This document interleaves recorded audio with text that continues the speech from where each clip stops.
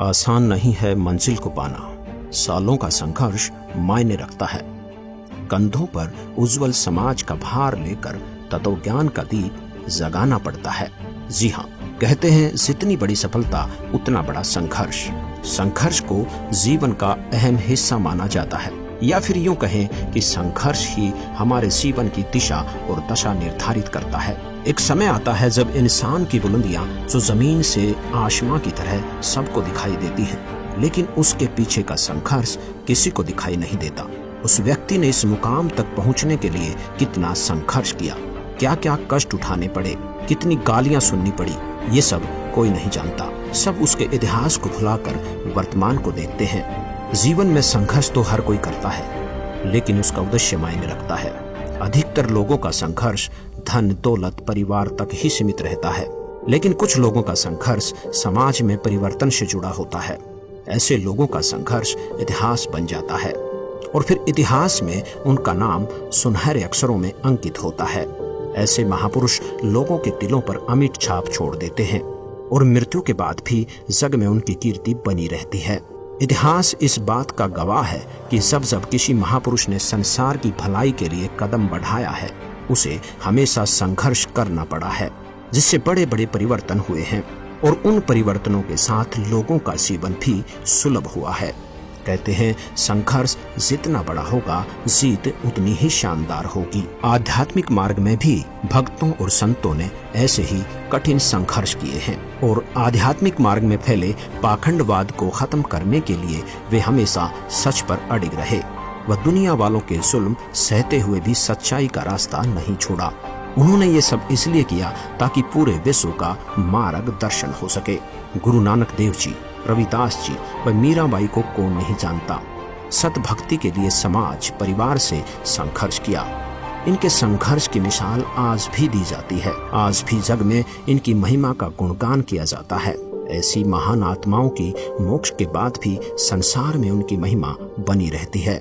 संघर्ष करने वाले महापुरुषों की कहानियां पढ़ते समय हमारे दिल और दिमाग में विचार आते हैं कि यदि इन महापुरुषों के समय में हम भी होते तो तन मन धन से संघर्ष में इनका साथ देते। परंतु ऐसा कहना आसान है, लेकिन वास्तव में किसी भी महापुरुष का संघर्ष में सहयोग करना और उसके संघर्ष और सच्चाई को सही ठहराना बहुत मुश्किल है। आइए आपको ऐसी ही एक अद्वितीय संघर्ष की कहानी से रूबरू करवाते हैं, जो वर्तमान के परिप्रेक्ष्य में अतुलनीय है और आने वाले समय में सुनहरे अक्षरों में लिखी जाने योग्य है। संघर्षपूर्ण जीवन जी रहे इस महापुरुष ने अपना जीवन जनता की भलाई के लिए ईश्वर को सौंप दिया। वर्तमान में ये महान संत सच्चाई की राह पर चलते हुए कठिन संघर्ष कर रहे हैं। वे सामाजिक व आध्यात्मिक मार्ग दोनों में ही संघर्ष कर रहे हैं, जिससे मानव समाज का भला भी होगा और मोक्ष भी। वो महान संत जगत गुरु तत्वदर्शी संत रामपाल जी महाराज हैं, जिन्होंने जनता के कल्याण के लिए अपना पूरा जीवन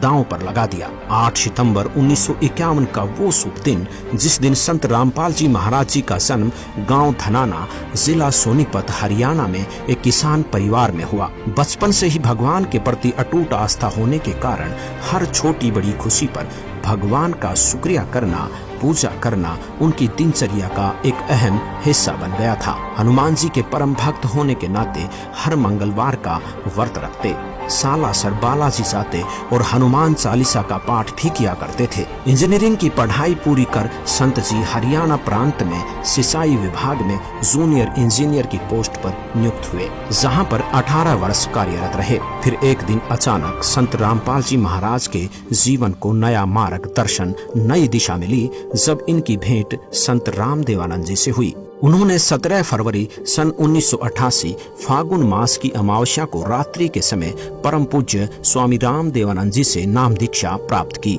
जिसके बाद संत रामपाल जी स्वामी जी के सत्संग में ज्यादा से ज्यादा जाने लगे और उस तत्व ज्ञान का जिक्र लोगों से करने लगे। वह पुण्यात्माओं को गुरुदेव स्वामी रामदेवानंद जी के पास ले जाकर नाम दिलवाया करते, घर पर भी रहकर चर्चा किया करते थे। फिर एक दिन अचानक सन 1993 में परम पूज्य स्वामी रामदेवानंद जी ने सदगुरु संत रामपाल जी महाराज को सत्संग करने की आज्ञा दी और फिर सन 1994 में नामदान की आज्ञा प्रदान की तथा आशीर्वाद दिया कि घबरा मत, मैं तेरे साथ रहूंगा और विश्व में आपके बराबर कोई संत नहीं होगा। अब जोड़ के साथ साथ प्रचार करना, घर घर जाकर पाठ प्रकाश करना ही संत रामपाल जी का नित्य कार्य हो गया। कुछ दिन बाद पाठ और सत्संगों की संख्या अधिक होने के कारण उन्होंने सन 1995 में जेई की पोस्ट से त्याग पत्र दे दिया, जो हरियाणा सरकार द्वारा 16 मई 2000 को पत्र क्रमांक 34923500 तिथि 16 मई 2000 के तहत स्वीकृत है। अपने घर परिवार को भगवान भरोसे छोड़कर संत रामपाल जी ने मानव कल्याण के उद्देश्य से माली की सेवा प्रारंभ कर दी। सन 1994 से 1998 तक संत रामपाल जी महाराज जी ने घर घर, गांव-गांव, नगर नगर में जाकर सत्संग किया। संत जी ने परमात्मा की वाणी को घर घर में पहुंचाने की शुरुआत की। इच्छुक भक्त आत्माओं के घर गरीबदास जी महाराज जी के ग्रंथ साहिब की स्थापना करते और पाठ प्रकाश करते। धीरे धीरे संत जी के बहुसंख्या में अनुयायी हो गए और सन 1999 में गांव करोथा, जिला रोहतक, हरियाणा में सतलोक आश्रम की स्थापना की तथा 1 जून 1999 से 7 जून 1999 तक परमेश्वर कबीर जी के प्रकट दिवस पर 7 दिवसीय विशाल सत्संग का आयोजन करके आश्रम की शुरुआत की। वह महीने की प्रत्येक पूर्णिमा को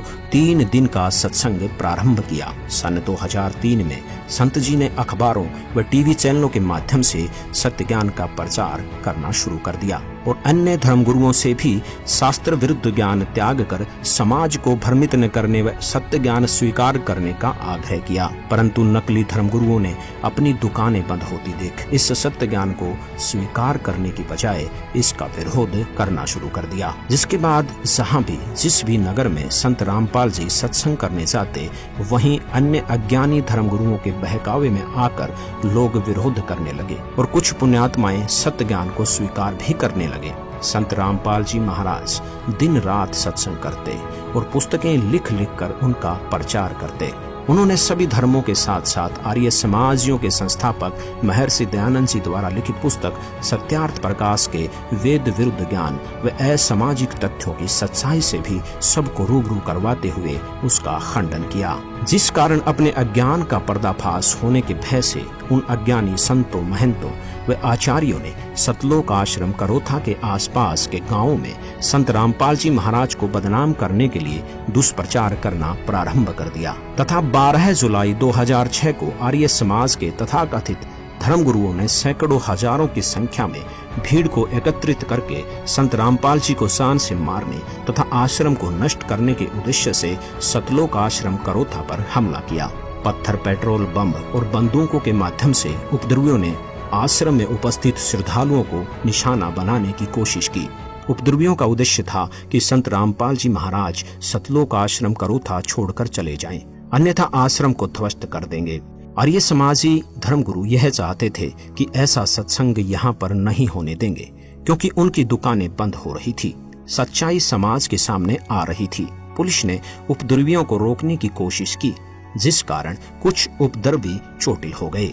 इस मुठभेड़ में उन्हीं की गोली से एक व्यक्ति की मौत हो गई, जिसका झूठा केस संत रामपाल जी महाराज पर बना दिया गया और सतलोक आश्रम करोथा को सरकार ने अपने अधीन कर लिया तथा संत रामपाल जी महाराज व कुछ अनुयायियों पर झूठा केस बनाकर उन्हें जेल में डाल दिया। मानव कल्याण और विश्व में शांति के अद्भुत भक्ति मार्ग को रोकने के लिए सच्चाई को दबा दिया गया, परंतु वो शायद ये भूल गए कि सच्चाई को कुछ दिन दबाया जा सकता है पर मिटाया नहीं जा सकता। सच तो सामने आकर ही रहता है। संत जी के जेल जाने के बाद भी ज्ञान नहीं रुका, बल्कि पहले से ज्यादा तेजी से फैलने लगा।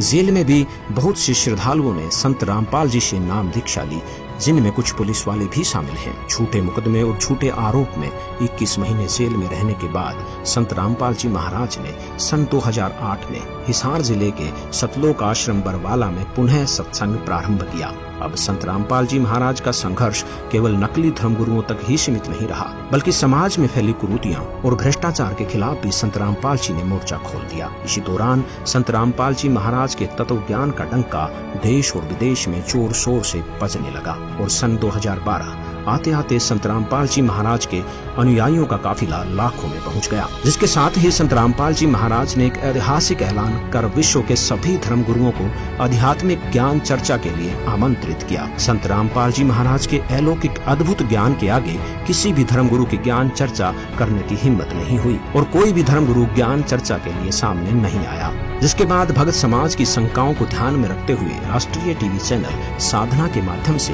प्रसिद्ध धर्म गुरुओं के आध्यात्मिक विचारों और संत रामपाल जी महाराज के आध्यात्मिक विचारों की तुलना विवेचन करने के लिए आध्यात्मिक ज्ञान चर्चा नामक प्रोग्राम चलाया गया, जिसका अभूतपूर्व नतीजा आया और मानव समाज में संत रामपाल जी महाराज के तत्व ज्ञान का डंका घर घर बजने लगा। अब पूरे भारतवर्ष में ही नहीं बल्कि पूरे विश्व में माना जाने लगा कि संत रामपाल जी महाराज के आध्यात्मिक ज्ञान की कोई सानी नहीं है। घर घर जाकर ज्ञान गंगा पुस्तक पहुंचाई जाने लगी, जिसे पढ़कर लाखों की संख्या में लोग संत रामपाल जी से जुड़ने लगे और अद्वितीय लाभ प्राप्त करने लगे। सन 2013 में सुप्रीम कोर्ट ने सतलोक आश्रम करोथा, जो कि 2006 से प्रशासन द्वारा सील कर रखा था, उसको वापस बाइज्जत संत रामपाल जी महाराज को सौंप दिया, जिसकी खुशी में संत जी के अनुयायी आश्रम की साफ सफाई करने के लिए आश्रम करोथा पहुंचे और सफाई करने लगे। परंतु कुछ आर्य समाज से जुड़े लोगों से ये बर्दाश्त नहीं हुआ और वे आश्रम में संत रामपाल जी के अनुयायियों पर हमला करने के उद्देश्य से फिर से भीड़ इकट्ठी करके आश्रम के सामने पहुंच गए। संत रामपाल जी ने अनुयायियों से गेट बंद करके केवल सुमरन करने को कहा। आर्य समाजियों ने आश्रम पर पत्थरों से हमला बोल दिया। पुलिस भी वहां पहुंच गई, पर आर्य समाज ने पुलिस पर भी हमला कर दिया। परंतु कुछ ही देर में पुलिस ने स्थिति संभाल ली और बाद में आश्रम को खाली करवाया गया। जिसके बाद करोथा आश्रम में सत्संग नहीं हो सका। बरवाला आश्रम में सत्संग प्रचार प्रसार चलता रहा और देखते ही देखते संगत बहुत अधिक बढ़ने लगी। कबीर साहिब जी के प्रकट दिवस पर आश्रम में पैर रखने की भी जगह नहीं थी और संतों की लीला को कोई नहीं समझ सकता।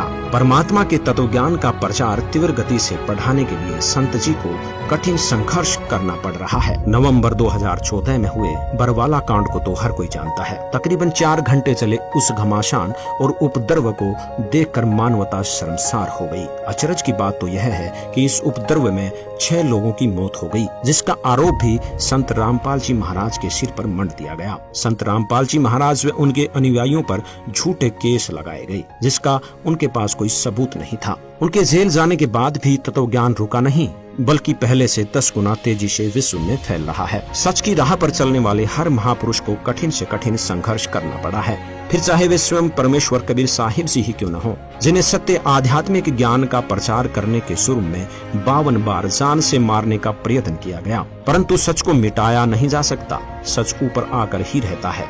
संत रामपाल जी महाराज ने केवल आध्यात्मिक मार्ग में ही संघर्ष नहीं किया, बल्कि सामाजिक कुरीतियों के खिलाफ भी आवाज उठाई। दहेज प्रथा, नशे जैसी कुरीतियों को जड़ से खत्म करने के लिए ये मिशन चलाया तथा विश्व को दहेज मुक्त, नशा मुक्त व दुराचार मुक्त बनाने का बीड़ा उठाया। आज उसका नतीजा भी देखने को मिल रहा है। संत रामपाल जी महाराज जी के जितने भी अनुयायी हैं, वो किसी भी प्रकार का नशा नहीं करते, मांस नहीं खाते, जुआ नहीं खेलते, सट्टेबाजी न दहेज लेते हैं न देते हैं, गाना बजाना, नाचना, ये सब संत रामपाल जी के अनुयायी नहीं करते, जिससे संत रामपाल जी महाराज जी द्वारा एक स्वच्छ समाज तैयार किया जा रहा है। संत रामपाल जी ने एक उदाहरण से स्पष्ट कर दिया कि जिस प्रकार रेल को रोकने के लिए एक अंधा गधा पटरी के बीच में खड़ा हो जाता है, अपनी पिछली दोनों टांगे उठाकर मारता है, उसे रेल नहीं रुकती और वो गधा मर जाता है। इसी प्रकार जो इस तत्व ज्ञान को रोकने का प्रयास करेगा, वो अंधे गधे के समान होगा, जो अपना ही नाश करवा बैठेगा।